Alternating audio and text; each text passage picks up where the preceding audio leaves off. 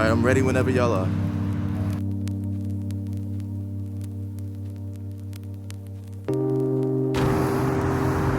Ready?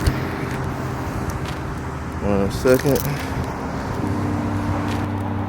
All right, Don, so tell me a little bit about your story, man. What makes you, tick? Well, pretty much coming from affordable housing and then owning affordable housing projects, I started to realize the dynamics of how important banking was to creating wealth in any community.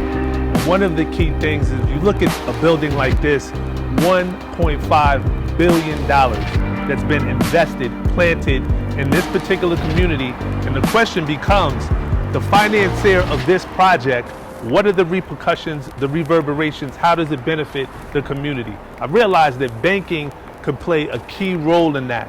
And then if you look historically at people like Bernard Garrett, people like Joe Morris, and many people may not know who they are, but if you've watched the movie The Banker, it was those two people that existed in a time of extreme racism that were able to craft a system in which they went around in different states and purchased banks. Banks that provided jobs, banks that provided loans to black entrepreneurs, banks that allowed people to get automobiles, cars, things to run their business, things that they could use to even buy homes that they live in. I wanted to do the exact same thing, and I figured out the perfect mechanism to do that was through ownership of a bank.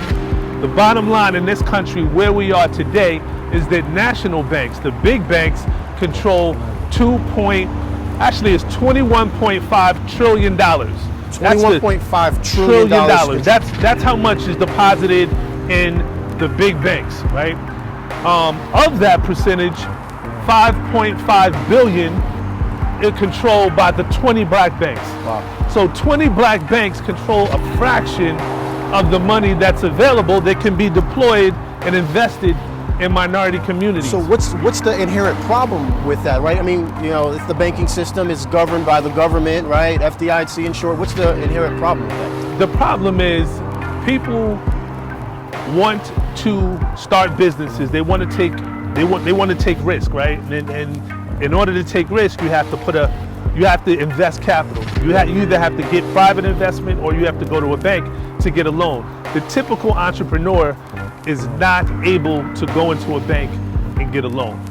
We wanted to have an institution where the typical entrepreneur could, right? So when you hear us talk about, the power of the LLC, the motivation behind all that is to show you how you can get at least $50,000 to start your business and kick that off. So that was really the rationale and science behind that. Because what good is a black bank if it can't do good things in the black community? So what are some of the things that make Money Ave different than a Chase or Bank of America? Like what products, what services do you guys have that's different?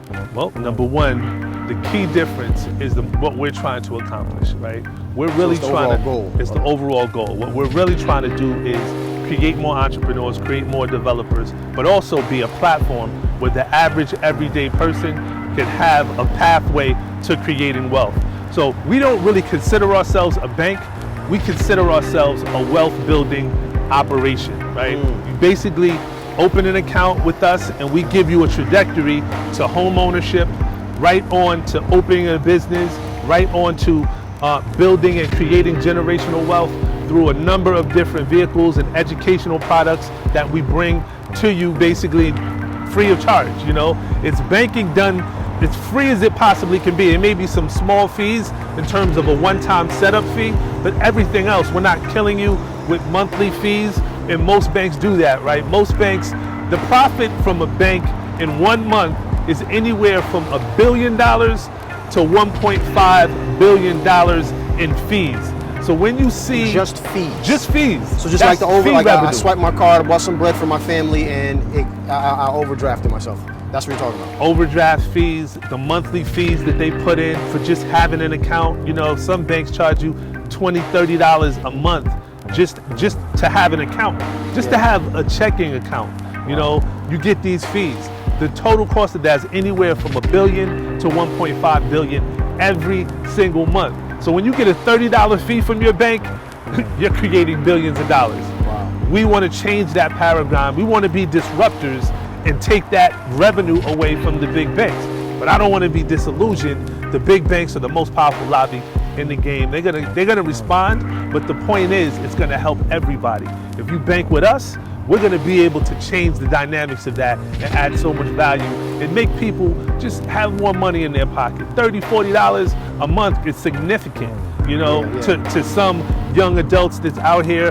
That's travel money, that's lunch money, you know, that's significant, so right? You guys actually, like, it sounds like the progression of this thing, you've put a lot of thought, like conscious effort into exactly how you want to build your products out and the reason why, the actual target people that you wanted to help, right? Absolutely. We feel our product is, whether you're white, black, Hispanic, whatever it is, beyond racial lines, this is a class A product, right? What we can do is we are able to compete with the best of the best.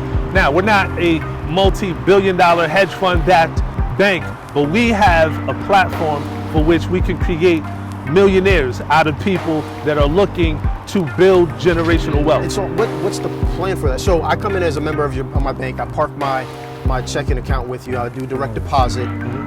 What systems, what processes do you guys have that can, because everybody wants to be a millionaire, right? Right. It's easy to say, but how do you do that? Right. Now everybody wants to be a millionaire, but is everybody willing to do what it takes to be a millionaire? There's no bank out there that gives you a pathway, and we do it in 6 steps. The first step, you set up the account, you get introduced into the banking system, how you can keep more of the money that you make in your pocket. That's step number 1. Number 2, we focus on home ownership. We give you loans, residential loans, possibly commercial loans if you want to buy a multi-family and really create some income. Level 3 is the point in which we really start to focus on the type of individual that wants to be an entrepreneur. The idea there is to bring your credit to 720, we lock it, and then we start to live through your business and we build out your business. If you have an LLC, we guarantee that we can get you at least $50,000 of business credit that will not be tied to your personal credit profile, and you can live exclusively through your business, right? That offers tax savings, that offers a lot of opportunity to just build your business credit. Level 4 is where we really start to pile on the expertise of the business credit. We show you how to get $1 million in debt through your business, right? $1 million in debt at first glance doesn't sound like a good idea, but $1 million in debt, explain a little bit what that means. It's good debt, right? We want people to own homes. So that is the platform. We want you to own the home that you're on. We want you to be invested in the communities that you live in. The way that you can do that is you have to buy up income producing property. So when I say $1 million in debt, I don't mean jumping on a plane, taking an exotic vacation, buying a hot car. That's not what I'm saying. What I'm saying is we want you, according to the plan, to own income producing assets, and that $1 million in debt turns into $1 million in equity at level 5, and then at level 6, we show you how to take the wealth that you've built up and transfer it onto your heirs, either through a trust, 1031 exchange, or life insurance to really propel and create generational wealth in our community. So that's the plan. Not everybody is going to be on the same level at different times, but we're not a transactional bank. We want to be with our customer for 30 to 40 years down the road. That's really the key. Awesome, awesome. So you guys have an actual plan, and wherever I fall in, maybe I don't want to do that. Maybe I just want to, have 2.3 kids, and what I'm saying, with my wife, and I just want to work my 9 to 5, and I'm okay with that. And you have a plan for people that also want to kind of grow with that. This bank is positioned to grow with them through any stage. The key thing is we're not transactional, right? You can come in and get an account, and we want you to do that, but it's bringing you through the process, growing with you, getting your children involved, getting your family involved. That's the whole thing. This is family banking, and we'll close with that. It's true banking with the conscience. Awesome, man. Awesome.